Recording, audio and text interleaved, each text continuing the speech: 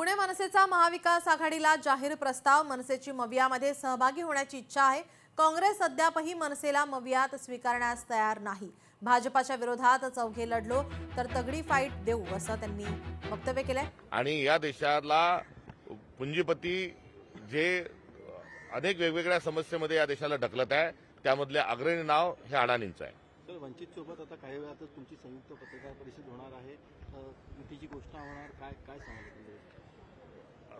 सदर पत्रकार परिषदेत बोलू, मात्र अनेक दिवसांपासून वंचित सोबत आमची चर्चा जी सुरू होती ती आता निर्णायक टप्प्यामध्ये आलेली आहे। संजय राऊत म्हणतायत की आम्ही काँग्रेसला प्रस्ताव दिलेला आणि काँग्रेस आंबेडकरांच्या युतीचं स्वागत करतो, काँग्रेसला हव्या असलेल्या जागा आम्ही द्यायला तयार होतो। या विधानाकडे नेमकं कसं पाहायचं? आम्ही सन्मानपूर्वक पाहतो।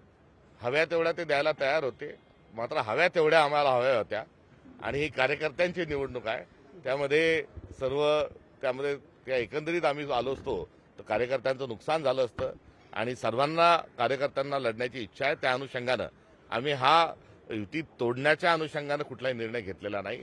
ही एक राजकीय अपरिहार्यता जी होती की कार्यकर्त्यांना न्याय दिला पाहिजे, त्या अनुषंगानं आम्ही अत्यंत सविनयपूर्वक स्वबळावर लढण्याचा निर्णय हा घेतलेला आहे। प्रकाश आंबेडकर यांना ही युती मान्य आहे का असं तुम्ही त्यांना विचारा, असं संजय राऊत विचारतायत। नाही, आमच्या आणि प्रकाश आंबेडकरांचं वंचितची जी चर्चा चालू आहे ती आमच्या दोन पक्षाच्या स्तरावर चालू आहे। यामधला अजेंडा जो आहे तो अजेंडा हे दोन्ही पक्ष त्याच्यामध्ये सेट करतील। त्यामुळे बऱ्याच दिवसांपासून वंचित आणि काँग्रेस सोबत आली पाहिजे अशा प्रकारची एक भावना संविधानवाद्यांची होती आणि त्या आधारावर आम्ही दोन्ही पक्ष हे चर्चा करत होतो। मागील जवळपास 20 वर्षांपासून युती म्हणजे काँग्रेस आणि वंचितची युती व्हावी यासाठी अनेक प्रदेशाध्यक्षांनी प्रयत्न केले होते। स्थानिक पातळीवरची तशी चर्चा झाली होती, मात्र त्याला यश येत नव्हतं। नेमकं यावेळी असं काय ठरलंय की ही युती शक्य झाली?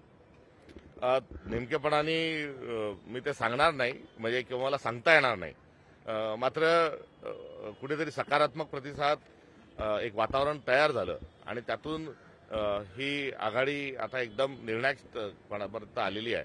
याचा निश्चित स्वरूपामध्ये आनंद आणि समाधान आहे।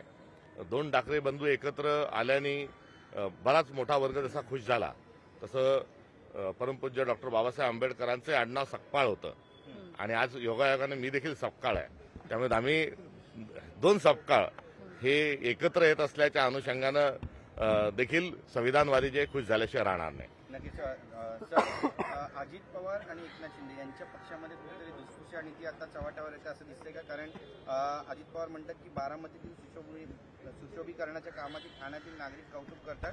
ठाणे शहरातही अशीच चांगली कामं व्हायला हवी।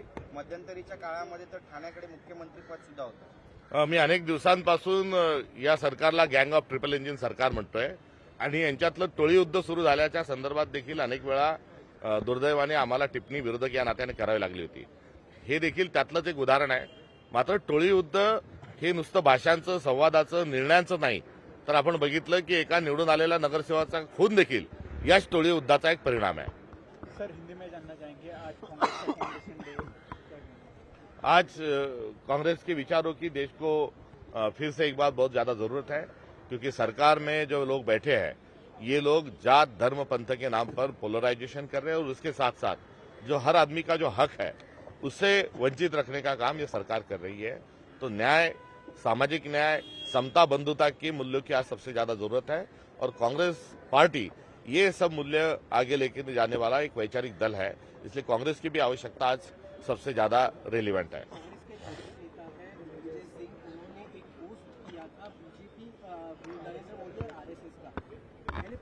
उनकी तारीफ की, लेकिन उसके बाद पीछे लिया पोस्ट कि हम तो इनके खिलाफ। मैं किसे देखेंगे सर जब ऐसे? नहीं, वो पोस्ट आगे लेना और रखना अपनी जगह है, मगर जो नीचे बैठे हुए आदमी थे आज उनको कुर्सी मिल गई, पर कुर्सी वाले पर बैठे हुए कहां पर है और उनकी क्या स्थिति है, इस पर आज देश में चर्चा होने की जरूरत है। सर, जिस तरीके से उन्नाव एक रेप केस हुआ था, आप इसे किस तरह देखेंगे? क्योंकि जिस तरीके से जो विक्टिम है उनकी तरफ से ऐसा कहा जा रहा है कि जो न्याय है वो मुझे मिलना चाहिए, लोग उसे फांसी की सजा मिलनी चाहिए, आप किसे देखते हैं? इतना दर्दनाक और घिनौनी हरकत और हादसा होने के बाद सत्ता के भीतर के लोग यदि उस व्यक्ति को, पीड़िता को न्याय दिलवाने में नाकामयाब रह रहे तो ये शर्मनाक बात है। न्याय व्यवस्था हमारे देश में है क्या, ये एक मूलभूत सवाल इस घटना के माध्यम से उजागर हुआ है। महाराष्ट्र में बीएमसी इलेक्शन में इसी के चलते हुए जो है वंचित बहुजन अघाड़ी के साथ कांग्रेस जा रही है इस बार, क्या बात हुई है सर? फिलहाल के वक्त में कितने सीट्स के ऊपर दावे हुए? सीट कितने, क्या ये सत्ता का खेल रही है, तो हमारे दोनों का आना ये विचारों का मेल है।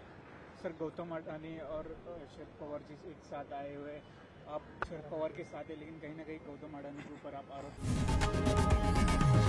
लोकशाही मराठी ऐका, पहा, जागरूक रहा।